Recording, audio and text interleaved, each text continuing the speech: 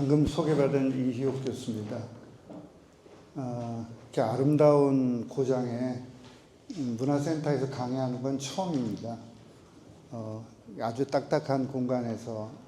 근데 오늘 주제가 또 중국이란 주제가 무겁고 굉장히 또 복잡한 주제이기도 한데, 또 여러 이 지역의 유지들께서 오시고 또 그렇기 때문에 오늘은 제가 세계가 어떻게 돌아가는지를 조금 간명하게 한번 좀 설명해 보려고 합니다.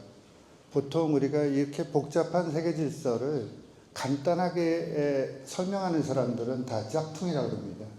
이 복잡한 문제를 정말 복잡하게 이해할 수밖에 없는 상황에 지금 와 있거든요. 그래서 제가 좀 단순하게 설명하더라도 너무 짝퉁이라고 생각하지 마시고, 이럴 수도 있겠구나, 이렇게 좀 말씀을 하시면 좋겠습니다. 대전환기라고 그럽니다, 지금이. 그러니까 우리가 알고 있는 중국이 아닌 것 같습니다. 제가 얼마 전에, 지난 6월에 우리나라의 오피니언 리더들을 모시고 중국에 간 적이 있습니다. 상하이, 항저우 이런 데 갔는데요. 그분은 우리나라에 장관을 하신 분도 계시고 아주 고명한 학자님들, 총장님들 모시고 같이 갔는데, 제가 13년 만에 중국을 왔더니 너무너무 바뀌었다. 또 어떤 분은 한 14년 만에 상해 황포강을 걸으면서 경천동지할 일이 벌어졌다. 상전벽해란 말이 이럴 수 없겠다. 이런 말을 다 하셨습니다. 그러니까 제가 끝나고 이제 전체 어른들 강의가 있었는데, 제가 오늘 제일 놀란 것은 여러분들이 십몇 년 만에 보고 놀라는 모습을 보고 놀랐다 그랬습니다. 정말 중국이 많이 바뀌었습니다. 그런데 우리가 갖고 있는 생각은 과거에 좀 머물러 있는 것 같습니다. 오늘 제가 강의하려고 하는 것들은 우리가 알고 있는 중국이 맞나? 질문을 여러분께 좀 드리고, 이 중국과 어떻게 대면해야 될지 하는 그럼 좀 전략적인 생각, 또 미래에 대한 생각들을 함께 나누고자 합니다. 이 미중 중국의 대전환을 보려고 그러면 우선 이 세상에 돌아가는 것을 봐야 되지 않습니까? 우크라이나의 전쟁이 벌어지고 있고, 또 한편으로는 지금 이란의 전쟁이 벌어지고 있습니다. 여러분, 이 전쟁이 왜 났을까 이렇게 생각을 많이 하시잖아요. 누구의 잘못과 누구의 잘잘못을 따지기 전에 이 아주 본질은 무엇일까? 미국의 힘이 빠지고 있다는 것입니다. 미국의 패권은, 국제정치학자들이 볼 때는 미국의 패권은 쇠퇴하거나 축소되거나 이렇게 있는 겁니다.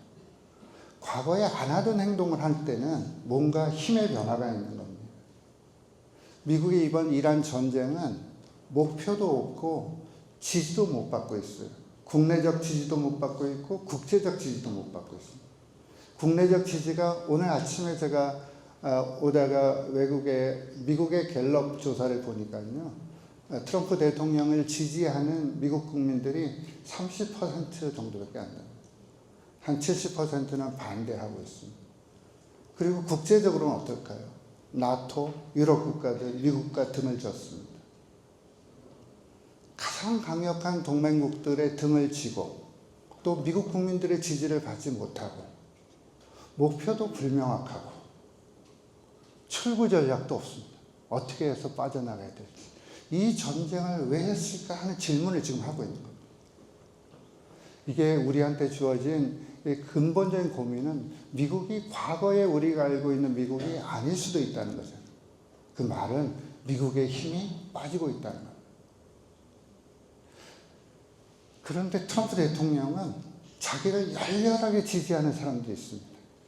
한 30% 정도는 아주 강력한 지지 그룹이 있습니다. 우리가 그것을 정치적 부족주의라고 합니다. 부족처럼 갈라져 갖고 무슨 일이 벌어졌든 간에 나는 그 사람을 지지하겠다는 겁니다. 우리 사회도 사실 그런 현상들이 있습니다. 묻지마 지지하는 것이, 그런 것이가 있는 거죠. 저 사람이 무슨 일을 하더라도 합리적인 생각과 합리적인 사고를 하지 않고 그 사람의 정치적 견해에 따라서 모든 것들이 흔들려가는 현상이 생깁니다. 이러한 정치적 부족주의 현상이 민주주의의 본산이 미국에서 벌어지고 있는 것이죠. 그래서 미국의 어떤 학자는 이런 우리나라에서 굉장히 크게 유행했던 책이 있습니다. 민주주의는 어떻게 무너지는가 하는 책이 있었거든요. 그 글을 썼던 사람이 최근에 미국의 아주 유명한 잡지인 포린 어페어스 이런 글을 썼습니다. 미국의 민주주의는 위기가 아니라 붕괴되는 과정입니다. 그러니까 우리가 알고 있는 미국도 굉장히 변하고 있는 것 같습니다. 힘도 빠지고 있고 변하고 있는 것 같습니다. 이런 세계 질서를 우리가 한번 크게 생각해 볼 겨를이 있다고 생각합니다. 그럼 미국은 도대체 이 세계를 어떻게 보고 있을까 한번 생각을 해보겠습니다. 오른쪽의 사진은 미국의 매년 이제 대통령이 새로 나오면 국가안보 전략 보고서를 만듭니다. 또 국방 백서도 만들고 안보 전략 보고서도 만들고 그럽니다. 바이든 때도 만들었고 지금 또 만들었거든요. 그런데 저희는 학자들은 과거에 비해서 무엇이 들어오고 무엇이 나간지를 이렇게 살펴보니까 한 번도 안 쓰는 단어가 생긴 겁니다. 그게 글로벌 리더십이란 말 아니에요. 국제적인 리더십 이런 표현 안 씁니다. 말하자면 내가 살기가 너무 바쁘다는 겁니다. 남한테 공공재, 우리의 오늘 재산 컬처 같은 것들이 사실은 공공재입니다. 지역을 위해서 또 어떤 그 마을 단위를 위해서 퍼블릭 굿즈, 공공재를 제공해 주는 그런 것이거든요. 국가도 그런 역할을 하는 겁니다. 국제사회에 힘 있고 있는 사람들은 내가 다른 사람들보다 훨씬 강한 힘을 갖고 있고 매력 있는 국가이기 때문에 공공재를 제공해 주거든요. 미국이 난 그 별로 관심이 없어지는 겁니다. 내가 먹고 살기가 너무 힘들다. 그래서 미국을 다시 위대하게 하는 데는 관심이 있다. 그렇지만 세계를 함께 공존할 생각은 없다는 것이 트럼프의 머리에 있습니다. 그래서 우리가 마가라고 합니다. 마가라고 하는 것은 Make America Great Again. 미국을 다시 위대하게. 그 말은 일단 나부터 좀 살아야 되겠다 이런 생각들이 훨씬 더 강한 거죠. 그래서 미국이라고 하는 나라가 지금 미국 외교 정책이 바뀌는 것들은 힘이 변하는 것이 아니라 미국 외교의 목표가 변하고 있고 목적이 변하고 있는 것이 아닌가. 이런 우려를 자아내고 있습니다. 펠로폰네소스 전쟁사에 보면 그런 구절이 나옵니다. 힘 있는 사람들은 힘 있는 일을 하고 힘이 약한 사람들은 힘이 강한 힘을 가지고 압력을 행사하는 사람한테 당할 수밖에 없지 않느냐. 이런 것들이 미국 외교에 나타나는 거친 모습입니다. 얼마 전에 여러분 잘 아시는 우크라이나의 대통령인 젤린스키라는 사람이 있죠. 이 사람이 트럼프의 백악관에서 트럼프랑 둘이 마주 앉았습니다. 그럴 때 트럼프가 앞에다 놓고 많은 기자들이 있는 데서 이런 얘기를 했습니다. 너에게는 카드가 없다. You have no card. 아주 무역적이죠. 전쟁하고 있는 국가의 사람 불러놓고 넌 무슨 카드가 있어? 이렇게 물었습니다. 하라면 하지. 이런 뜻입니다. 이러니까 국가는 두 개 국가가 있습니다. 하나는 능력 국가가 있고요. 또 하나는 매력 국가가 있습니다. 사람도 마찬가지입니다. 능력 있는 사람이 있고 매력 있는 사람이 있죠. 능력 있는 사람들은 무엇이냐면 내 힘을 다른 사람에게 토사하는 것입니다. 힘자랑하는 것이죠. 매력 국가라고 하는 것들은 상대가 나를 존중해주고 존경해주는 국가를 우리가 매력 국가라고 합니다. 사람도 마찬가지입니다. 매력 있는, 능력 있는 사람들은 내 힘을 투사합니다. 돈과 권력을 통해서. 매력 있는 사람은 상대가 저 사람은 참 좋은 사람이다. 본받을 만한 사람이라고 하는 사람을 우리가 매력적인 사람이라고 합니다. 국가와 사람이 똑같습니다. 그러니까 이 미국의 트럼프가 보는 세계는 굉장히 과거에 우리 보지 못하는 미국입니다. 그러니까 중국을 어떻게 해야 되겠는가. 이 국가가 크기 전에 빨리 때려야 되겠다는 조급함이 작동하고 있는 겁니다. 중국이라고 하는 나라가 벌써 1인당 GDP는 한 15,000불밖에 안 되지만 총 GDP가 미국의 국력의 3분의 2까지 추격했습니다. 미국의 입장에서 보면 한 번도 경험하지 못한 국가가 등장한 겁니다. 그것도 사회주의라는 국가가. 그러니까 미국으로서는 굉장히 공포스러울 겁니다. 그렇기 때문에 중국이 지금 여기서 때리는 것이 나중에 때리는 것보다 훨씬 기회비용을 줄일 수 있다고 생각합니다. 그래서 지금 중국에게 때리는데 이 때리는 방식이 세금으로 때립니다. 그게 관세전쟁입니다. 근데 미국의 관세전쟁도 이해할 만합니다. 지금 미국의 1년 국방비가요, 약 9천억 달러 정도로 씁니다. 9천억 달러 정도 쓰는데요. 미국이 매년 갚아야 될 이자. 미국이 패권국가니까 달러 체제잖아요. 미국이 매년 갚아야 될 장기 이자가 1조 달러 정도 됩니다. 내가 갚아야 할 돈이 1조 달러가 되는데 국방비는 9천억밖에 못 씁니다. 그러니까 미국이 지금과 같은 경제적 방식으로는 미국의 국가를 운영하는 데 굉장히 어렵다고 판단한 것이 트럼프의 생각입니다. 그러니까 동맹국가, 동맹국이 아닌 사람들 막론하고 팔을 비틀어서 관세 부과를 하는 겁니다. 이런 모습이 지금 미국의 세계, 미국을, 중국을 보는 인식입니다. 그러면 이 미국과 중국이 완전히 갈라설 수 있겠는가 하는 문제가 있겠죠. 근데 갈라서고 싶지만 갈라서기가 굉장히 어렵습니다. 작년에 2025년도 말에 미국과 중국의 무역액이 한 4천억 달러 정도 됐습니다. 그 중에 중국이 미국에 대해서 얻는 흑자가 한 2천억 달러 정도 됐습니다. 그러니까 2024년보다는 확 줄었죠. 한 30%가량 줄었습니다. 그러면 앞으로는 계속 줄면은 미국과 중국이 교역이 거의 없어지는 상태가 되지 않을까 이렇게 상상할 수는 있겠지만 이것은 불가능합니다. 미국과 중국은 서로 얽히고 얽혀 있는 관계입니다. 상호 의존이 되어 있어서 이 상호 의존이 되어 있기 때문에 이게 무기화되어 있습니다. 서로가 떼는 순간 둘 다 죽는 겁니다. 중국은 사회주의 국가이긴 하지만 모든 경제적 부가가치를 어디서 얻느냐 하면요, WTO라고 하는 세계 무역기구, 자본주의 경제 질서에 들어가서 이익을 얻고 있습니다. 그러니까 중국으로서도 미국과 절연하기가 어렵고 미국으로서도 중국과 절연하기는 매우 어려운, 그래서 학자들은 이런 표현에 상호 의존의 무기화 현상이라고 합니다. 서로가 얽혀있기 때문에 뗄래야 뗄 수 없는 관계가 되었다. 미국과 중국 간의 무역이 줄었습니다. 그런데 작년에 중국의 무역 흑자를 1조 달러를 기록했습니다. 수출의 흑자를 1조 달러를 기록했습니다. 근데 미국한테 수출이 이렇게 줄었는데 다른 데서는 수출이 많이 는 거잖아요. 어디서 늘었겠습니까? 뭐 베트남 이런 데는 한 30%가량 늘었습니다. 베트남의 미국 수출도 한 30% 정도 늘었습니다. 말하자면 중국을 누르고 나니까 중국 제품이 베트남에서 미국으로 갑니다. 이런 방식으로 얽혀있는 관계가 복잡하게 작용하고 있는 것들이 미국과 중국의 모습이라고 볼 수 있습니다. 그러면 중국은 어떻게 미국을 보고 있는가? 이게 어제 그제 4월 초에 며칠 전에 나온 이코노미스트라고 하는 잡지 사진입니다. 영어로 이렇게 뭐라고 써놓냐면요, 적이 실수할 때는 절대로 방해하지 마라. 이게 나폴레옹의 격언입니다. 시진핑은 트럼프가 이상한 뻘짓을 하고 있으니까 저 가만히 놔두면 나한테는 이익이다 이렇게 생각하는 거예요. 그래서 미국의 이코노미스트에서 이 표지 모델을 썼는데요. 그런데 중국은 웃는 게 아닙니다. 정말 미국의 실패가 중국한테 이익을 가져다 주냐? 그렇지 않습니다. 지금 이란 전쟁이 났습니다. 전쟁이 났는데 우리 여러분 피해를 금방 보고 있습니다. 지금 슈퍼마켓에 비닐이 없잖아요.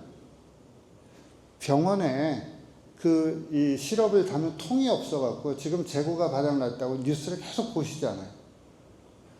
이 말은 중동 호르무즈 해협을 통과하지 못하는 배 때문에 세계 경제가 지금 다 흔들리고 있는 겁니다. 중국은 예외일까요? 똑같습니다.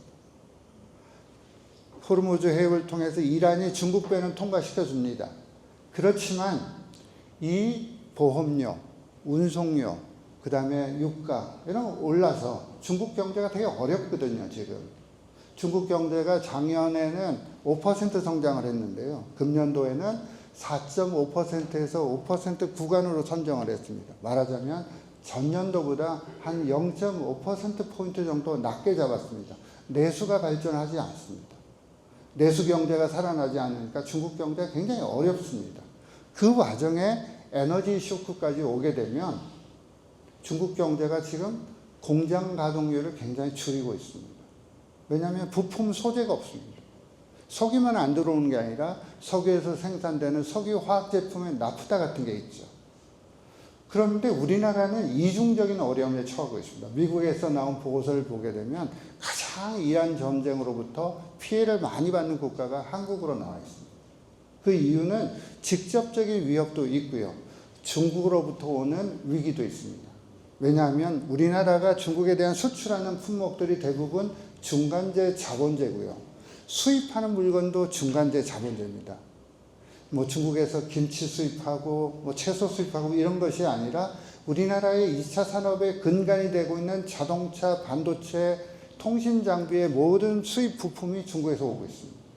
그러면 중국에서 공장 가동률을 줄이면 중국에서 오는 한국에 대한 수입품이 문제가 되겠죠. 공급망의 교란이 되고 있습니다. 우리로서는 중동으로부터 오는 직접적 위협과 중국을 통해서 오는 간접적 위협을 동시에 안고 있습니다. 그렇기 때문에 이 전쟁의 결과가 중국이 웃고 있다고 생각하지만 속으로는 굉장히 중국도 어려움에 직면하고 있습니다. 그렇기 때문에 최대 승자가 중국하고 러시아다. 뭐 상대적으로는 그럴 수 있지만 절대적으로 보기는 굉장히 어렵다고 볼 수 있습니다. 그러면 중국은 어떻게 대응하는가 하는 문제를 보겠습니다. 중국은 여러분 미국은 국경이 간단하잖아요. 위로 캐나다 있고 위로 멕시코 있고요. 중국은 국경이 14개 나라와 육상 국경을 갖고 있고요. 6개 나라와 해양 국경을 갖고 있습니다. 그러니까 20개 나라랑 국경을 마주하고 있으니까 굉장히 외부로부터의 그 공격이라든지 침입이라든지 이런 것이 있습니다. 미국의 이런 지도를 보면 그리기가 쉽잖아요. 캘리포니아 쭉 이렇게 긋고 내려오고 직선으로 거진 것도 있습니다. 그 인디안 시기에 저기부터 말을 타고 가다가 저기까지 내 땅이라고 줄을 쭉 긋은 겁니다. 중국 지도는 절대로 못 그립니다. 꼬불꼬불꼬불 이렇게 돼 있잖아요. 왜냐하면 그는 일종의 관습과 관행과 역사가 만드는 지형입니다. 그렇기 때문에 중국으로서는 미국과 다른 국가에 대한 인식들을 갖고 있는데 그게 국경에 대한 공포입니다. 그렇기 때문에 중국은 세계 전략에서 가장 중요한 것이 주변을 관리하는 데 관심이 많습니다. 특히 전쟁을 했던 국가들이 있죠. 베트남, 인도, 그리고 우리나라와 같은 오랫동안 역사적인 그 명청 교체기를 비롯해서 역사적인 기억을 갖고 있잖아요. 한국, 또 일본. 이런 많은 국가들과 함께 해야 되기 때문에 주변 관리가 굉장히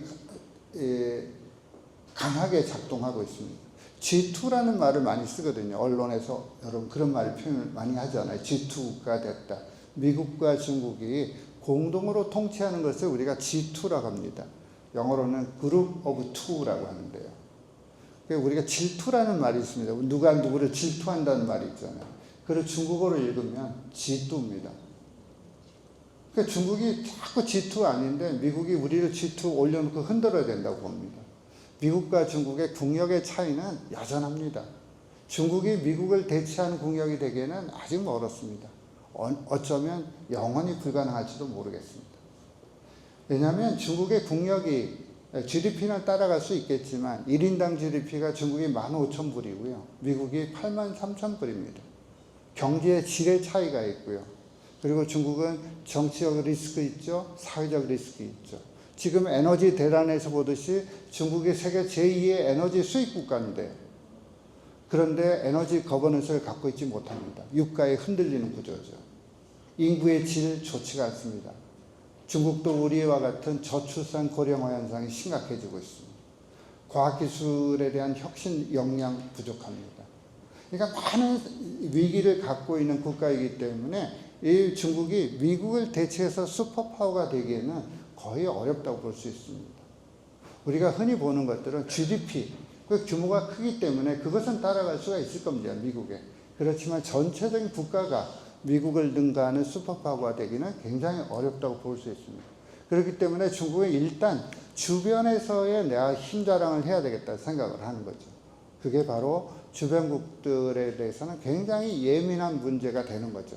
지금 일본하고는 서로 대화도 하지 않습니다. 아마 11월 달에 중국의 선전, 심천에서 회의가 열리, 에이펙 정상회담이 열릴까지 중일 간의 대화가 없을 가능성이 있습니다.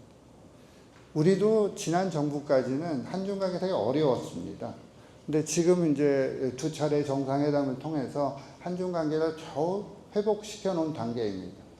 그리고 베트남, 또 파키스탄, 인도, 북한까지 포함해서 러시아, 저 중앙아시아까지 포함해갖고 중국은 이 주변을 관리하지 않으면 국가가 장기적으로 발전하는데 큰 부담을 느낄 가능성이 크다고 생각하고 주변을 강화하고 있고, 그 다음에 이제 주변을 강화하기 위해서는 주변의 거버넌스, 주변에 대한 질서를 관리하려고 하는 시스템이 필요한데 그 시스템들을 관리하는 쪽으로 관심을 기울이고 있습니다.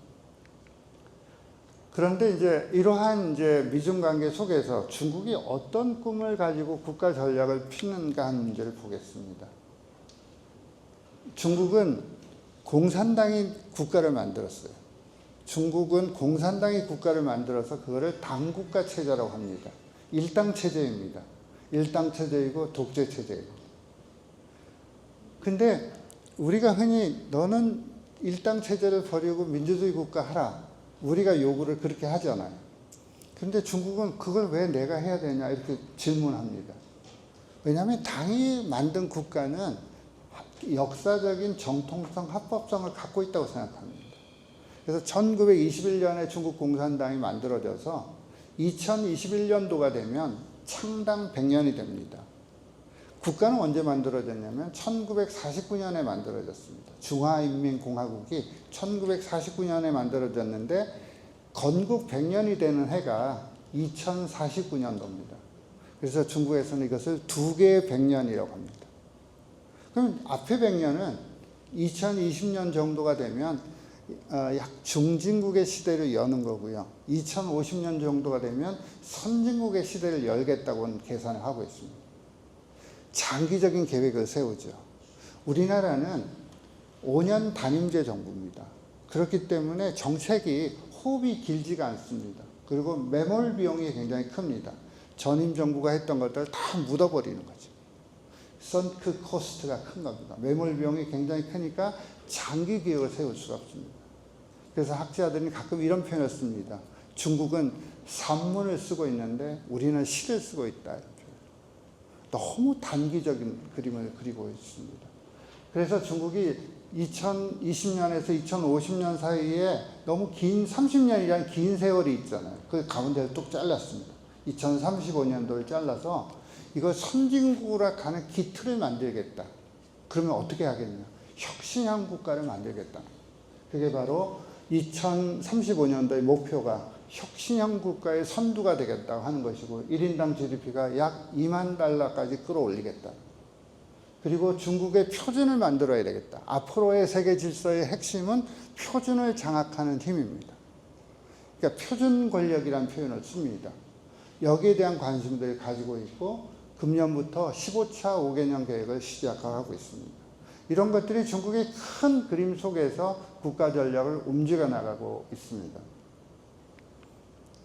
그런데 지금 제가 모두에 말씀드린 것처럼 미국과 중국이 경쟁을 하는데 중국이 월등하게 국력의 한계를 느끼고 있잖아요. 그런데 중국의 사람들은 나는 이렇게는 못 살겠다. 내가 언제까지 미국의 지배 체제 안에서 살아갈 것인가. 나도 한번 새로운 국가를 한번 만들어 보겠다는 생각을 하고 있습니다. 그러면 그것을 우리가 게임 체인저, 정말 게임의 판이 바뀌는 것은 어디에서 올 것이냐? 과학기술에서 온다고 생각하는 겁니다. 이 과학기술에 대한 것들이 중국의 모든 정책 에너지를 여기서 씁니다. 왜?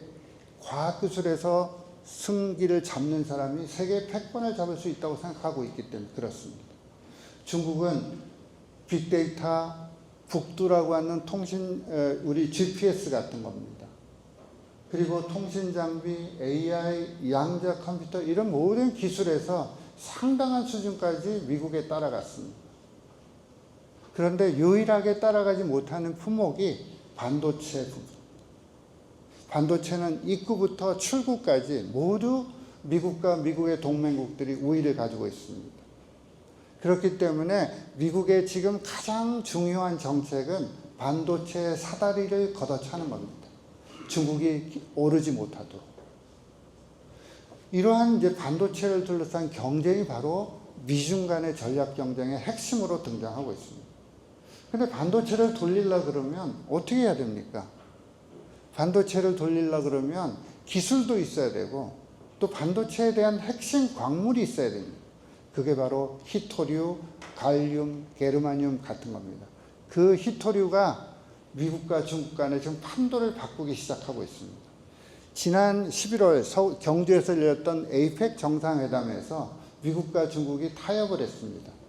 미국이 관세를 때리니까 중국이 그러면 나는 히토류 수출 통제를 하겠다 이렇게 얘기했습니다. 히토류 수출 통제라고 하는 것은 반도체를 못 만들어내는 겁니다. 그래서 둘이 휴전을 했습니다. 그러니까 미국이 여태까지 독점해왔던, 말하자면 이 광물 자원을 무기화해왔던, 상호 의존을 무기화해왔던 독점 체제가 깨지면서 미국과 중국이 광물 자원에 대한 균점 체제, 경쟁 체제가 만들어지거나 아니면 중국이 광물 자원에 대해서는 압도적인 우위를 가지고 있습니다. 히토류 세상에 많습니다. 그렇지만 이 히토류가 분포된 것들은 많은데요. 이 히토류를 캐서 정련하고 재련하는 모든 기술은 거의 중국이 가지고 있습니다. 히토류의 매장량과 히토류를 정련하고 재련 기술은 중국이 가지고 있습니다. 히토류 없으면 우리 반도체 문을 닫아야 됩니다. 자동차도 문을 닫아야 됩니다. 이런 광물 자원의 무기화를 가지고 있고 또 하나는 이것을 돌리기 위해서는 에너지가 필요합니다. 전력이 필요한 거죠. 전력이 없는 국가들은 이 미래 사회를 운영해 나가기 어렵습니다. 그래서 중국이 에너지 믹스를 실현하고 있는데 중국이 원자력, 그 다음에 수력, 화력 이런 것들을 다 이렇게 컨비네이션해서 중국이 세계 최대의 태양광 국가가 되었습니다. 전체 에너지원의 30%가 태양광입니다. 우리나라는 원전이 한 30% 정도 됩니다. 그리고 뭐 석탄이 있고 그 다음에 이제 재생에너지가 있는데 이 에너지 믹스라고 하는 것들을 미리 생각해야 됩니다. 미리 생각하지 않고 나중에 이런 일이 와서 에너지 믹스를 하게 되면 굉장히 오랜 시간이 필요하잖아요. 전략이라고 하는 것은 적어도 10년, 20년을 내다보면서 전략을 짜지 않으면 이 미래 사회를 준비하기가 굉장히 어렵다는 것들이 우리에게 주는 교훈입니다. 근데 중국이 왜 이렇게 빨리 더 성장할 수 있었나? 이건 다 트럼프의 덕입니다. 제재를 하면 어떻게 됩니까? 저 사람이 절대로 나에게 제재를 풀지 않을 거라는 생각을 하죠. 저 사람이 절대로 나를 도와주지는 않을 것 같다. 그러면 내 스스로 사는 수밖에 없다고 하는 것이 과학기술의 자립화이고 과학기술의 생태계의 자주화입니다.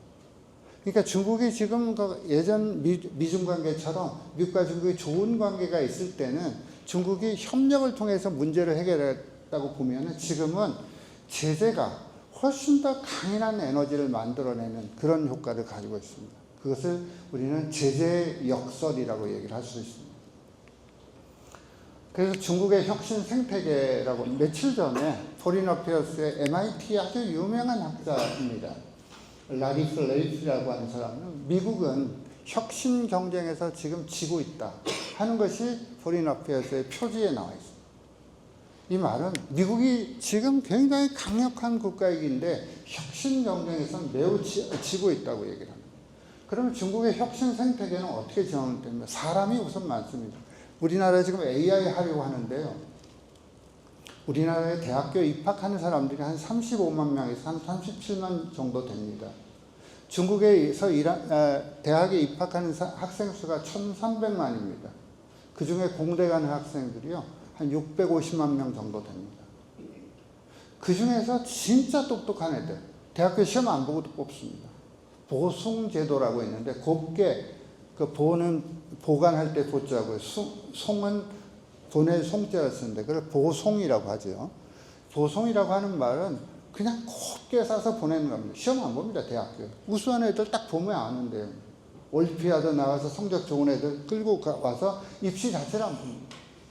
이렇게 해서 첨단 기술에 AI라든지 반도체에 들어가서 첨단 기술의 아주 핵심 인사들, 넘보지 못한 핵심 사람들이 어느 정도 규모냐면 30만 명 정도 됩니다.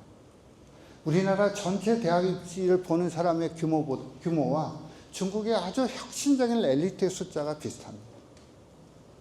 중국이 1년에 투자하는 R&D 예산, 연구개발 예산이 800조 원 정도 작년에 됐습니다. 우리나라 1년 예산보다도 많습니다. 그 중에 기초과학, 수학, 과학, 물리학, 화학, 이 기초과학에 투자하는 돈만 40조 원을 썼습니다. 우리나라 1년 R&D 예산이 금년에 정부가 굉장히 많이 늘려서 42조 정도 됩니다. 화웨이라는 회사가 있죠. 중국의 화웨이라는 회사의 1년 R&D 예산이 35조 정도 됩니다. 자, 사람, 돈. 그 다음에 또 하나가 뭐냐면 기업이 막 만들어냅니다. 우리나라 혁신 어떻게 하냐면요. 우리나라는 혁신을 하게 되면 공모를 합니다. 자, 신청하세요. 돈이 한 200억 있는데 각각 신청해서 좋은 선발을 해갖고 선발해서 지원해 주겠답니다. 그러면 보고서 쓰는데 시간 다 씁니다. 그 보고서가 정부가 발주한 것에 맞춰서 보고서를 쓰고 있습니다. 필요 없는 것들도 많이 만들어냅니다. 그러면 중국은 어떻게 할까요? 정부 조달 사업이라는 걸 활용합니다. 자, 네가 알아서 만들어 봐라. 만약에 거기서 성과 있는 건 내가 사줄게. 그 사주는 돈이 200조 원 정도 됩니다. 그런 형태의 기업의 혁신들을 만들어내는 시스템들이 완전히 발상을 전환한 겁니다. 그리고 규모의 시장. 중국은 엄청난 시장의 규모를 갖고 있습니다. 그리고 공급망. 공급망이라고 하는 것들은 기술도 있어야 되고, 사람도 있어야 되고, 기업도 있어야 되고, 광물도 있어야 되고, 에너지도 있어야 됩니다. 이러한 생태계를 완전히 갖추기 시작합니다. 그리고 나서 이 생태계 정점에 누가 있냐면 국가가 있습니다. 영어로 탑 레벨 디자인이라고 하는데요. 정층 설계라고 합니다. 위에서 아래로 설계하는 겁니다. 그리고 과학기술은 어떻게 해야 됩니까? 과학기술은 자판기가 아닙니다. 과학기술은 자판기에 물건 누르면 뚝딱 나오는 것이 아니라 과학기술 유실이 많습니다. 과학기술 정책이 자판기와 같은 정책이었으면 과학기술 혁신이 안 일어납니다. 그래서 중국의 과학원 원사가 시진핑한테 이런 건의를 했습니다. 과학기술에 대해서 정부가 설계하지 마라. 민간이 설계하고 정부를 지원하는 방식, 실패를 인정해주는 정책을 써야 된다 하는 눈물을 흘린 호소를 해서 이 혁신 생태계가 어느 정도 완성이 되었습니다. 자, 그러고 나서 현장에서 벌어지고 있습니다. 여러분, 가운데 있는 이 닭이 한 마리 있죠. 이 닭이 이름이 런닝 치킨이라는 닭이 팝니다. 유기농 닭입니다. 여러분, 유기농 닭하고 토종 닭하고요, 양계 닭을 어떻게 구분해요? 일단 질기면 토종 닭이죠. 근데 중국은 사람들 그렇게 생각 안 해요. 적어도 10,000보는 달려야 토종 닭이다. 그럼 10,000보 달린 걸 어떻게 아느냐? 만복에 달아나죠. 10,000보를 달리면 가장 불행한 운명을 지닌 상품이 됩니다. 이게 진동이라는 온라인 홈쇼핑에서 불친하게 팔립니다. 거지들도 돈을, 중국에서는 지금 지갑을 안 갖고 다닙니다. 사람 지갑 없는 시대를 열었습니다. 거지들도 현금을 안 갖고 다니니까 적선을 받을 수가 없어요. 목에다가 이 QR코드를 달아놓습니다. 그럼 100원, 200원 이렇게 해주고, 이 QR코드를 두 개 달아놓는 이유는요, 알리페이하고 위챗페이가 사람이 뭘 가지고 다니는지 모르니까 적선을 받습니다. 만리장성에 스타벅스하고 치킨 배달이 이루어집니다. 제가 지난 여름에 중국의 어느 대학에서 특강을 하러 갔는데요. 날씨가 너무 더웠어요. 그래서 제가 저를 초청했던 교수님하고 수강생들한테 아이스 아메리카노를 한 50잔 정도 제가 오늘은 쏘겠다 이렇게 했더니 걱정은 되더라고요. 언제 가서 누가 사오며 이 갔다 올 동안 다 녹아버릴 텐데. 그런 생각을 하니까 그 중국의 조교가 저보고 교수님 한국에서 오시면서 그렇게 혁신적인 생각이 없으세요? 그러더라고요. 드론으로 배달하면 저 강의실 베란다에 40잔이 딱 와 있습니다. 이게 바로 저공 경제입니다. 지금 중국에서 나르는 비행기가 상용화되기 시작했습니다. 저공 비행. 그러니까 어떻게 올라가냐면 수직으로 올라와서 수평적으로 이동하는 비행기 택시가 지금 운행이 시작을 했습니다. 그리고 태산에 한번 올라가면요. 이 태산에 가면은 U2라고 하는 쓰레기 로봇이 있습니다. 태산이 깨끗해졌어요. 중국 사람이 갑자기 환경보호를 한 게 아니고요. 한 100대 되는 그 로봇이 그냥 땀을 뻘뻘 흘리고 온 산을 헤집고 다니면서 쓰레기를 다 줍고 산꼭대기에 올라와서 서로 땀 닦아주는 이런 문화가 만들어졌어요. 이게 대륙의 실수인가? 대륙의 지금 생활에 대한 대혁신인가? 이런 걸 살펴볼 필요가 있습니다. 제가 이번 여름에 백두산에 제 제자들하고 산에 올랐는데요. 화장실에 갔더니 이 QR코드가 있어요. QR코드를 찍으면 화장실의 소변이 당뇨 체크가 해서 바로 백두산에 올라가니까 당뇨를 갖다가 검진해서 줍니다. 이런 방식의 여러 생활 속의 혁신이 이루어진 상태에서 중국은 완전히 혁신의 사회가 되었습니다. 놀라운 변화입니다.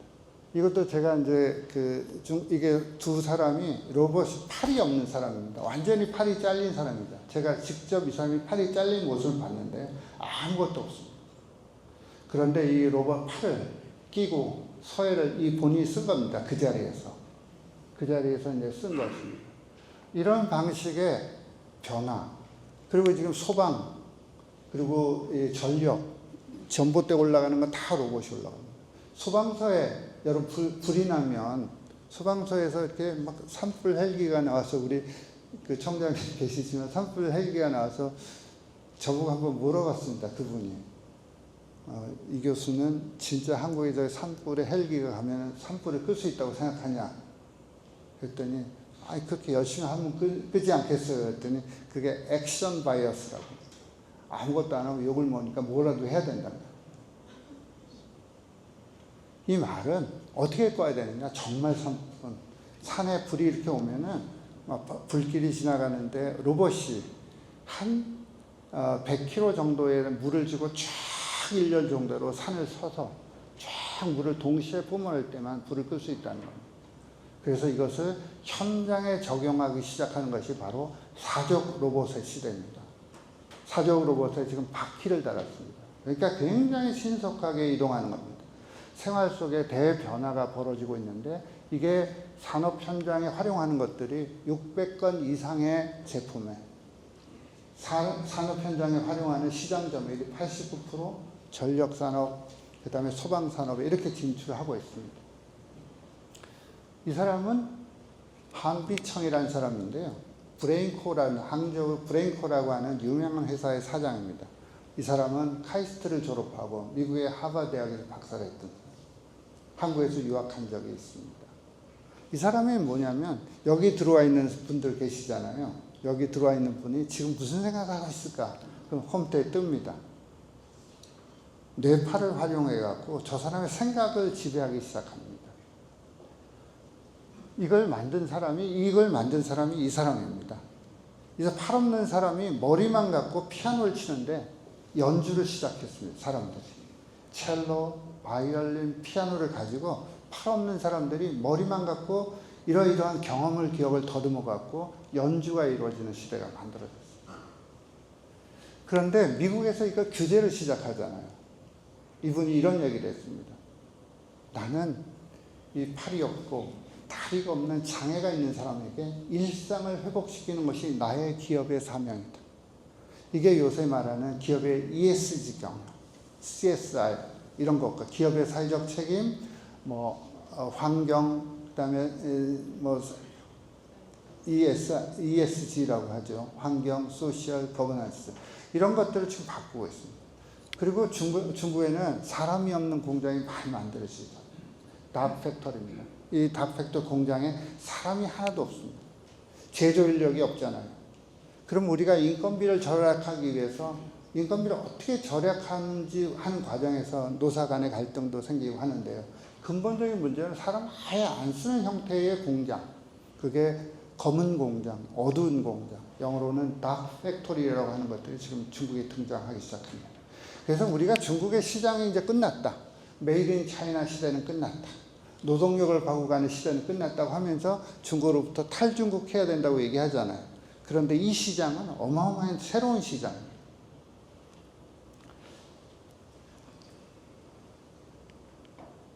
그러면 우리에게 중국은 무엇인가? 이러한 이제 중국의 변화를 우리가 어떻게 볼 것인가 하는 문제를 보겠습니다. 한중 관계는 서로가 서로를 보는 인식 차이가 있습니다. 내가 너를 보는 인식과 상대가 나를 보는 인식 차이가 있습니다. 서로에 대한 기대 차이도 있죠. 사람 관계가 국제 관계하고 똑같습니다. 사람들의 갈등은 왜 생길까요? 서로가 서로를 보는데 인식의 차이 때문에 생깁니다. 그리고 눈높이가 다르기 때문에 생깁니다. 아주 조금 비유를 하나 들면 음식을 잘하는 주부가 있고요. 음식을 못하는 주부가 있습니다. 음식을 잘 못하는 주부가 오늘 회사에 연차를 내고 집에 앉아서 남편을 위해서 엄청난 하루 종일 요리를 합니다. 그런데 남편이 음식 맛이 왜 이래 하면 부부싸움 납니다. 그런데 음식을 잘하는 주부가 남편을 위해서 이렇게 좋은 음식을 만들었는데 남편이 음식 왜 이래 하면 그 주부는 뭐라 그러냐면요. 먹기 싫으면 관두라 그럽니다. 이게 눈높이가 서로가 다른 눈높이로 보는 겁니다. 내가 숙련도가 높기 때문에 상처를 받지만 숙련도가 낮으면 상처를 받습니다. 그게 차이죠. 그러니까 인식은 서로가 서로를 보는 인식 차이가 있습니다. 중국이 우리를 보는 것과 한국이 중국을 보는 것은 인식 차이가 있고요. 서로가 서로에 대해서 어떤 것을 기대해 달라고 하는 기대 차이가 있고요. 역할에 대한 차이가 있습니다. 이런 것들 때문에 한중 간에 지금 갈등이 생기기 시작한 겁니다. 그러니까 중국은 우리한테 이렇게 묻습니다. 너 한미동맹 어떻게 할 거냐. 근데 우리는 한미동맹이 굉장히 소중하잖아요. 한반도의 평화와 안정을 위해서 한미동맹이 소중한 자산입니다. 근데 너는 자주적인 국가가 자율성을 갖고 있는 게 동맹만 오면 이렇게 절절 매냐 이렇게 묻습니다. 우리하고 서로 생각이 다르죠. 우리 거꾸로 묻습니다. 중국한테. 그럼 북한은 어떻게 할 거냐. 북한이 저렇게 나쁜 행동을 하고 북한이 저렇게 굉장히 거친 행동을 해도 중국이 가까이 있다면서 왜 이렇게 건전적인 역할을 안 하느냐. 서로가 서로에 대한 기대 차이와 인식 차이가 있죠. 그리고 이걸 이제 풀기 위해서 노력을 하고 있는데 이번에 이재명 대통령이 중국을 갔을 때 시진핑 주석이 이재명 대통령한테 이런 얘기를 했습니다. 서로 앞으로 잘해보자. 이렇게 얘기를 하고요. 시진핑 주석이 세척 얼음은 하루아침에 얼지 않는다. 이런 말을 했습니다. 거꾸로 얘기하면 세척 얼음은 하루아침에 녹지 않는다는 말이 되겠죠. 이 말은 한중 간에 그냥 우리가 악수 한번 하고 러브샷 한다고 해서 갑자기 좋아지지는 않은 거죠. 굉장히 시간이 필요하고 조건도 성숙해야 되는데 너무 우리가 정치적 관계가 너무 조급하게 접근하는 방식이 있는 것 같습니다. 사람 관계하고 인간 관계가 비슷한 것처럼 관계가 형성되려면 신뢰가 축적돼야 됩니다. 그러니까 신뢰가 축적되지 않은 상태에서 관계 개선이라고 하는 것은 금방 깨질 가능성이 있습니다. 경제관계도 마찬가지입니다. 지금 우리나라는 과거는 우리나라가 중국과의 경제관계가 경쟁성보다는 보완성이 강했습니다. 그러니까 중국하고 우리하고 갈등이 안 생겼습니다. 기술의 격차가 굉장히 컸기 때문에 그런 거죠. 지금은 중국하고 우리나라하고 기술이 거의 같아졌습니다. 경쟁이 치열해졌습니다. 경쟁에서 서바이벌 하지 못하는 기업들은 다 나왔습니다. 그리고 지금 우리나라는 무역 수지가 앞으로 계속 적자 상태가 유지될 가능성이 큽니다. 한 1년에 우리가 중국으로부터 무역 흑자를 400억 달러, 500억 달러를 기록했던 것이 얼마 전까지 있었습니다. 2, 3년 전부터 계속 무역 적자를 기록하고 있습니다. 작년도도 무역 적자입니다. 금년도도 무역 적자가 될 가능성이 큽니다. 앞으로도 무역 적자가 계속 일어날 것 같습니다. 지금 흑자 규모도 사실은 반도체 때문에 생겼던 착시 효과입니다. 삼성 반도체가 또 SK 하이닉스가 중국에서 워낙 메모리 사업을 잘했기 때문에 생기는 흑자가 우리 전체 한중 간의 경쟁력이 있는 것처럼 봤죠. 근데 실제로는 오랫동안 반도체 착시 효과 때문에 적자 상태가 계속되었던 겁니다. 기술은 다 역초격차 현상이 생겼습니다. 우리가 초격차를 유지하자 이런 얘기를 많이 했잖아요. 이제는 역초격차입니다. 격차가 이제 회복할 수 없는 정도로 점점점 벌어지고 있습니다. 오른쪽 사진을 보게 되면 업종별로 한국과 중국이 기업 경쟁력을 100으로 넣었을 때 지금 2025년도 기준으로 보면 조금 우세한 것들도 불과 2, 3년 후면 모두 역전되는 것들이 우리 정부 통계가 나와 있습니다. 이러한 변화를 우리가 너무 가볍게 보고 있는 것 같습니다. 그러니까 중국에 물건 팔 게 없는 거죠. 그런 기업들은 다 나왔습니다. 그런데 중국이 세계 최대의 소비 시장입니다. 이 소비 시장으로 들어갈 수 있는 진입로를 확보하는 것들이 우리한테 굉장히 중요한 과제로 등장을 하고 있습니다. 중국이 우리한테 수출하는 것들을 한번 보시면 작년도 말 기준인데요. 수출하는 품목이 메모리 반도체는 우리가 흑자를 내고 있습니다. 왜냐하면 삼성과 SK 하이닉스가 지금은 AI 시대의 핵심이 메모리 시대입니다. 그래서 아마 메모리 시장에 당분간 화랑이 될 가능성이 굉장히 큰데요. 메모리 반도체를 제외하고서는 모두 적자입니다. 여기 프로세서와 컨트롤러 같은 것들도 다 반도체 부품입니다. 그러니까 반도체를 제외한 모든 부분은 중국에 대해서 무역 적자를 기록합니다. 이런 추세가 2024년도도 마찬가지고 2025년도도 마찬가지고 2026년도는 금년도는 이런 것들이 더 확대될 가능성이 있습니다. 그러면 떠나서 중국을 떠나서 베트남으로, 중국을 떠나서 캄보디아로 가면 세계 최대 시장에서, 세계 최대의 기술 경쟁력을 갖고 있는 시장에서 생존하지 못하는 기업들이 3세계 시장에 진입한다고 해서 성공할 수 있겠냐? 이 질문이 하나입니다. 두 번째는 우리가 주로 팔아야 되는 것들은 고부가 가치 상품을 팔아야 되지 않겠어요? 예를 들면 화장품이라고 한다면 프리미엄 화장품이 있고 럭셔리 화장품이 있거든요. 럭셔리 화장품, 프리미엄 화장품은 중국밖에는 소비시장이 없습니다. 베트남 1인당 GDP 3,000불입니다. 캄보디아 1,000불, 2,000불짜리 국가. 그 국가가 프리미엄 시장과 럭셔리 시장들을 가려고 그러면 한참 시간이 걸립니다. 지금 중국의 중산층 규모가 한 3억 명 정도 됩니다. 우리나라보다 광동성이 있죠. 중국의 광동성이라고 있습니다. 신천이 있고 광동성의 수도가 광저우인데요. 거기서 이번 APEC이 열립니다. 광동성 한 성이 1년 GDP가 대한민국 GDP보다 많습니다. 우리나라가 1년에 한 1조 8천억 정도 하잖아요. 광동성 1년 GDP가 1조 9천억 합니다. 한 성이 한국보다 더 많습니다. 1조 달러의 클럽에 가입한 성이 중국에서는 6, 7개 됩니다. 말하자면 대한민국 같은 세계 10대 선진국이 중국에는 6, 7개가 있는 겁니다. 성별로. 그래서 중국을 하나의 중국어로 보는 것들은 굉장히 위험합니다. 하나의 중국에 4개, 3개가 있는 겁니다. 몇 개의 국가가, 여러 개의 국가가 함께 있는 것들이 지금 중국의 모습이라고 볼 수 있습니다. 한중 간 기술 수준을 최근에 우리 과학기술정보통신부가 발표한 자료입니다. 미국을 100으로 놨을 때 2차 전지, 차세대, 첨단, 모빌리티, 로봇, 인공지능, 양자기술, 우주항공에서 우리가 중국에 대해서 기술의 우위를 갖고 있는 것들이 이게 미래 산업의 첨단 산업이죠. 이게 우리 정부가 너무 위기를 느끼면서 만들어내는 자료입니다. 이러한 변화가 나타나고 있습니다. 사회문화적으로 보면은 그럼에도 불구하고 한국 사람들 중국 사람 엄청 싫어합니다. 그냥 느낌이 싫은 거예요. 근데 이게 그냥 우리나라만 그런 현상이 아니라 미국도 그렇습니다. OECD 국가들 대부분 중국에 대한 부정적 인식이 70%씩 됩니다. 그러니까 한국이 중국에 대한 부정적 인식을 갖는다는 것들이 특별히 예외적인 현상은 아닙니다. 그런데 우리는 굉장히 뿌리 깊은 것 같아요. 예를 들면 지금 이란 전쟁이 났잖아요. 그러면 중국에 대한 호감도 하고 미국에 대한 호감도가 전 세계를 상대로 여론조사를 했거든요. 이게 미국의 갤럽 조사에서 며칠 전에 발표를 했습니다.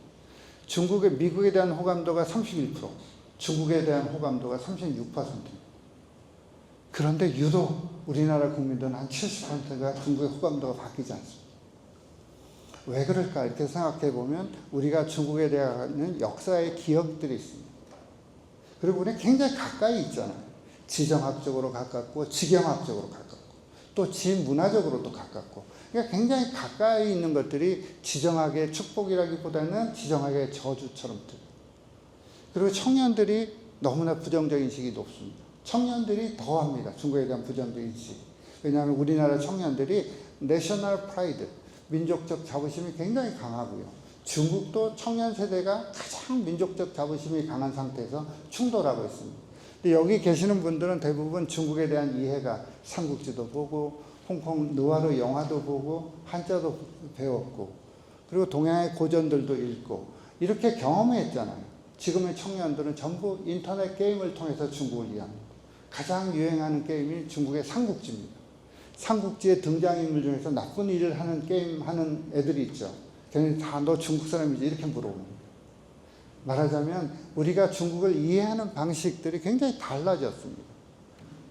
그런데 문제는 우리가 중국을 싫어하는 것보다 중국이 우리를 싫어하는 것이 차이가 있습니다. 말하자면 중국 사람이 우리를 싫어하는 것보다 우리나라 사람이 중국을 싫어하는 비중이 더 높습니다. 이게 청년들일수록 강하고, 그리고 또 하나는 이제 여러 가지 가짜 뉴스를 가지고 중국은 뭐 유튜브나 이런 걸 통해 갖고 가짜 뉴스를 막 증폭시켜서 정치화되는 경향도 있습니다. 이런 복합적인 요인 때문에 한중 사회문화 현상들이 있습니다. 그래서 우리가 믿고 싶은 것을 믿는다기보다는 조금 더 객관적으로 중국을 들여다보는 것이 중요한데, 근데 그러한 이제 훈련들을 해나가는 것들이 굉장히 중요하다고 생각합니다. 이것이 우리한테 주는 함의에 대해서 좀 말씀드리겠습니다. 왼쪽의 사진은 화웨이 매장입니다. 중국의 화웨이 휴대폰을 만드는 화웨이 매장인데요. 화웨이 매장을 자세히 보면은 여기 차가 있고요. 여기는 핸드폰 팝니다.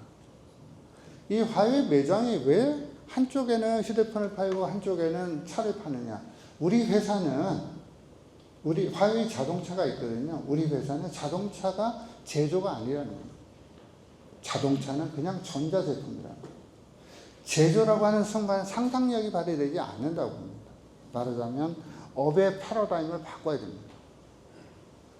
이거는 샤오미에 있는 자동차인데 메비우스의 띠입니다. 끊임없이 도는 겁니다. 메비우스의 띠처럼 끊임없이 돌아서 영원히 멈추지 않는 그런 것들을 기업가 정신으로 얘기를 하고 있는 것 같고요. 이것은 화웨이 단지인데요. 화웨이 심산에 가면 화웨이 연구단지가 있습니다. 여기 블랙스완, 검은 백조 2마리를 갖다 놨습니다. 검은 백조들이 돌발적인 사건에서 완전히 한 번도 경험하지 못한 혁신의 변화를 가져오는 것들이 그런 현상을 블랙스완 현상이라고 하는데요. 여기다가 연구개발단지 이걸 강제로 잡아다 갖다 놨습니다. 기술자들로 하여금 끊임없이 백조를 생각하게 하면서 한 번도 생각하지 못했던 것들을 생각해 보라는 거예요. 그로부터 미래가 발견된다고 하는 것들이 기업가적인 정신으로 배치해 놓은 장면입니다. 그래서 한국형의 혁신을 준비하려고 그러면 굉장히 맞춤형으로 가야 될 것 같습니다. 우리 AI 시대에 우리나라가 AI 3대 국가를 한다고 얘기를 하지 않았습니까? 근데 저는 그것도 그렇게 정부 정책을 만드는데 그건 필요하다고 봅니다. 그런데 문제는요, 1등하고 2등하고 3등의 격차가 너무 큽니다. 1등하고 2등하고 3등의 격차가 너무 커서 3등은 저 밑에 있는 3등이고요. 1, 2등 저 앞에 있는 1, 2등. 그러면 우리가 진짜 잘하는 게 뭔가? 냉장고도 보면 비스포크 냉장고가 있잖아요. 삼성에서 만든 냉장고가 비스포크라는 냉장고가 있는데, 비스포크라는 말이 맞춤형이라는 뜻입니다. 우리나라가 진짜 잘하는 AI는 어떤 게 있냐면요, 의대를 간다고 학생들 다 우수한 애들이 의대를 가잖아요. 거기서 만들어진 세계 최고의 양질의 의료 데이터를 갖고 있습니다. 두 번째는 우리 K 컬처, K 컨텐츠 있잖아요. 한류, 드라마, 한식 이런 것들이 갖고 있는 문화적 자산이 있습니다. 우리나라는 제조강국입니다. 이 제조강국에서 만들었던 제조공정에 대한 어마어마한 빅데이터가 있습니다. 이런 걸 가지고 우리 한국형에 딱 맞춤형의 어떤 이제 미래 혁신을 끌고 가야 되는 그런 과제가 직면해 있다고 생각하는데, 맞춤형이라고 하는 것들은 이 차를 보면요, 중국에서 중국 사람이 제일 좋아하는 차가 아우디 차입니다. 아우디 까만 차를 좋아하는데요. 한국하고 아우디, 중국의 아우디 차가 이 바퀴와 바퀴 사이의 길이가 좀 다릅니다. 우리 차보다요, 조금 더 깁니다.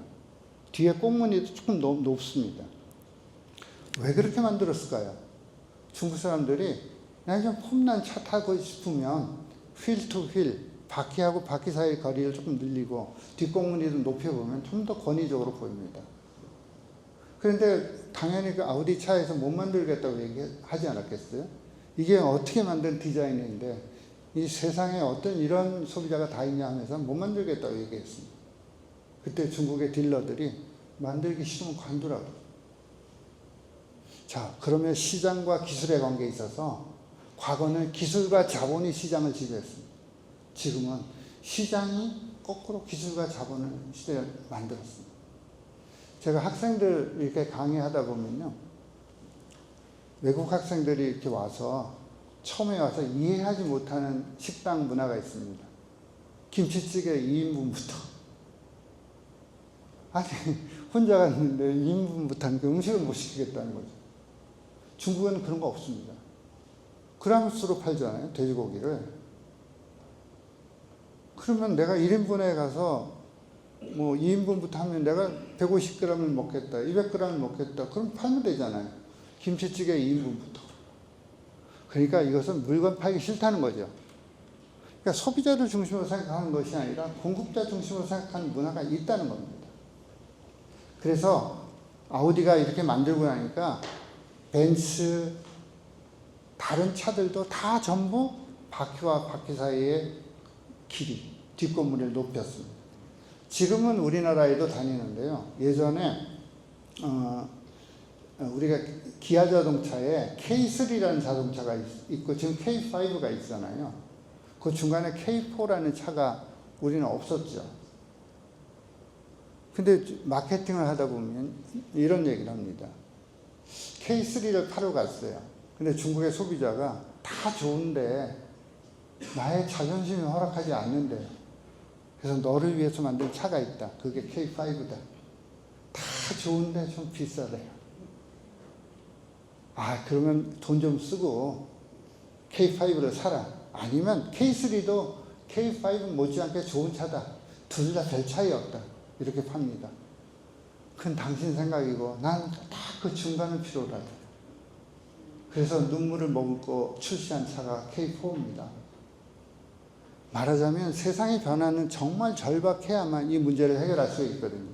그래서 제가 오늘 여러분께 말씀드리고자 하는 것들은 우리가 대융합의 시대입니다.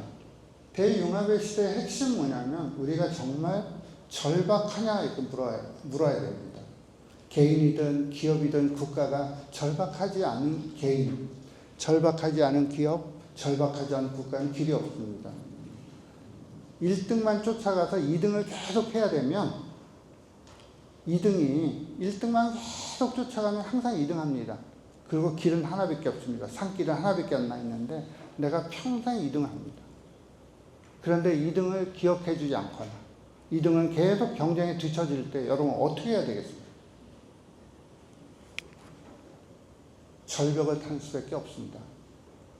이 절벽을 타는 방식은 지혜가 있어야 되고요. 용기가 있어야 되고 절박해야 됩니다. 그게 우리나라가 쇼트트랙도 직선주로에서는 절대로 잘 못 달립니다. 우리나라 쇼트트랙 선수들이 잘하는 것이 곡선주로를 잘 탑니다. 위기를 기회로 바꾸는 겁니다. 그리고 차선을 바꾸지 않으면 차선을 따라가서는 절대로 앞질러 갈 수 없다면 차선을 바꿔야 됩니다. 이 차선을 바꾸려고 그러면 용기가 필요하고 절박해야 되고 근육이 필요한 겁니다. 이것도 제가 좋아하는 이완 감독의 그 중국의 대만에 유명한 이제 영화 감독이 있습니다. 여러분 보신 분들이 있는지 모르겠는데 라이프 오브 파이라고 하는 영화입니다. 이분이 만든 영화 중에서 와호장량이라는 그 영화를 만든 사람입니다. 이것들은 이게 동물원이 이제 파산을 해서 큰 문제가 생겨갖고 동물을 싣고 망망대해를 떠오르는 장면입니다. 그런데 약육강식의 세계 때문에 뭐 오랑우탄 다 이런 동물들이 탔는데 강한 사람이 약자를 잡아먹고 강한 사람이 약자를 잡아먹고 마지막 남은 것들이 호랑이하고 이 사람만 남았습니다. 이 호랑이하고 사람이 남았을 때 이 사람들은 먹히지 않겠어요? 호랑이가 사람을 잡아먹을 때. 그래서 이 사람이 277일 동안 항해를 했습니다. 항해했던 살아남을 수 있는 유일한 이유는 절박했기 때문이었습니다. 호랑이라고 하는 강력한 나를 먹는 사람들이 눈앞에 있습니다. 내가 긴장하고 절박한 겁니다. 그리고 내가 잠시라도 긴장의 끈을 놓쳤을 때 나는 죽는다는 겁니다. 그래서 277일의 항해를 끝나고 도착하는 그 장면들을 인상 깊게 그린 영화가 바로 라이프 오브 파이브입니다. 이게 우리한테 주는 메시지, 중국을 우리가 어떻게 대면해야 될 것인가 하는 문제를 보면은 이러한 것들에 대해서 정말 중국을 넘어서기 위해서는 국가가 총력적인 체제 속에서 이 비상한 각오를 하지 않으면 이 파고를 넘기가 굉장히 어렵다는 생각들을 하게 됩니다. 마지막으로는 제가 하나만 더 말씀을 드리면 이게 이제 값비싼 신호 이론인데요. 게임 이론을 가르칠 때 학생들한테 많이 제가 사용하는 사례입니다. 이 실제로 정글의 법칙에 보면 이렇게 가젤들이 막 다닙니다. 사자가 제일 좋아하는 동물이 가젤입니다. 근데 여러분 중에서 동물의 왕국이나 나는 자연에 산다, 나는 자연인이다 좋아하시는 분들은 나이가 좀 드신 분입니다. 젊은 사람들은 잘 안 본다 그럽니다. 근데 제가 동물의 왕국을 이렇게 자주 봅니다. 그러니까 게임 이론을 가르치다 보면 사례를 찾기 위해서 보는데요. 사자가 이렇게 막 다니는 가젤을 잡으러 가는데요. 실제로 한 놈은 도망하지 않고 그 자리에서 죽을 힘을 다해서 뜁니다. 사자가 막 오는데 그 자리에서 1m를 죽을 힘을 다해서 뜁니다. 근데 사자가 눈앞에 뛰는 가젤을 피해서 저 멀리 달리는 가젤을 잡으러 갑니다. 실제 정글의 법칙입니다. 이 가젤은 사자에게 무엇을 말하려고 했을까요? 네가 나를 잡아먹을 수 있다. 그렇지만 내가 이 무리 중에서 제일 잘 뛰는 놈이라. 너 뛰는 거 보면 모르겠냐. 만약에 이 가젤이 30cm, 40cm를 뛰면 잡혀 먹습니다. 이 신호가 사자한테는 매력적이지 않거든요. 죽을 힘에 따라서 1m를 뛸 때 얘를 잡아러 먹으러 가는 것보다 멀리 잡으러 가는 것들이 훨씬 기회비용을 줄일 수 있다는 거죠.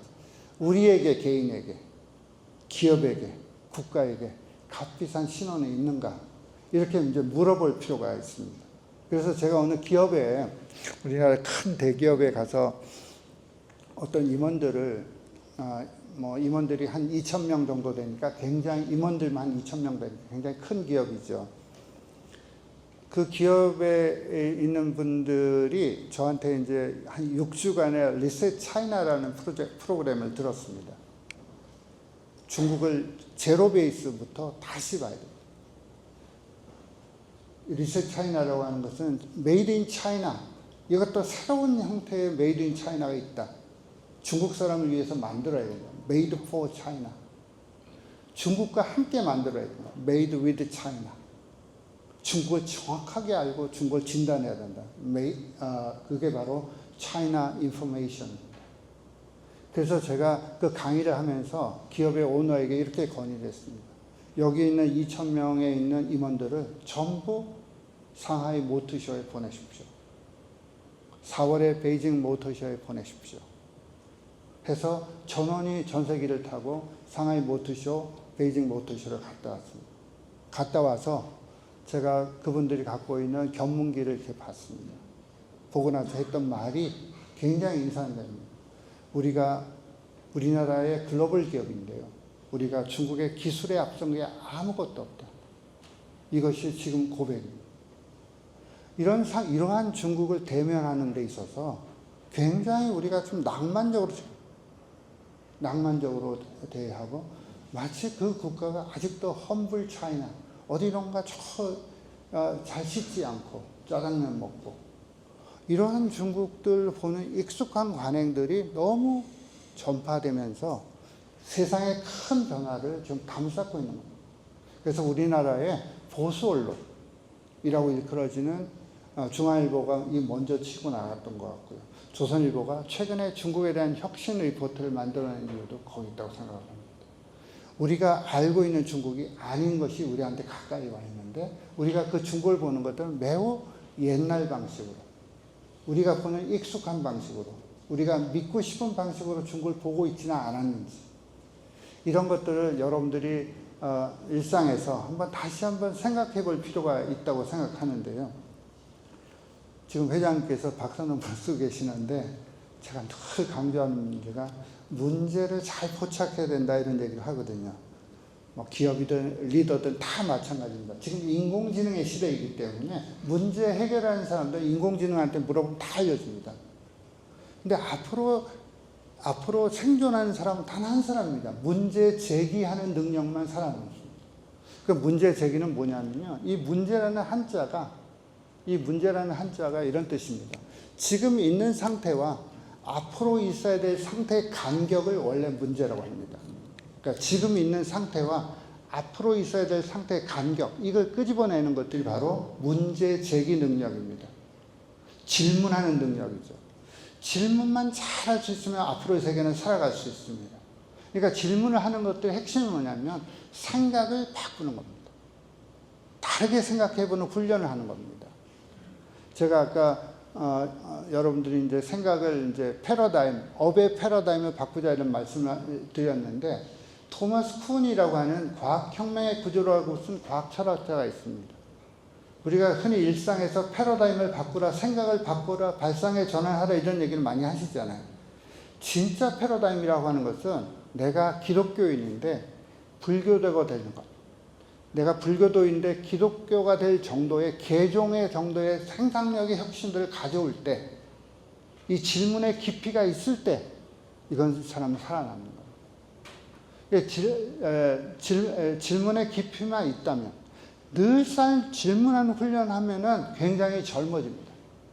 우리가 나이가 젊고 그렇지 않은 것들의 세대 차이가 문제는 아니고요. 질문하는 능력이 있는 사람은 항상 젊고요. 질문한 능력을 소실하게 되면 아무리 젊더라도 늙어가는 겁니다.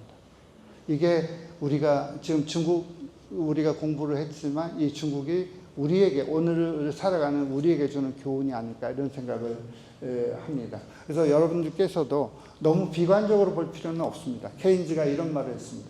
피할 수 있는 위기도 없지만 극복하지 못할 위기도 없다, 이런 말을 썼습니다. 용기를 가지고 이 문제를 출발하면은 좋은 결과가 있지 않을까 생각하고요. 지금 제가 이 아름다운 보온의 결초보온이라고 하는 아름다운 보온에 와서 아까 해질녘부터 시작해서 컴컴해졌는데, 여러분이 바쁜 걸음들 헛되이 하지 않으실까 굉장히 우려도 하면서 제가 오늘 강연을 여기서 마치도록 하겠습니다. 감사합니다.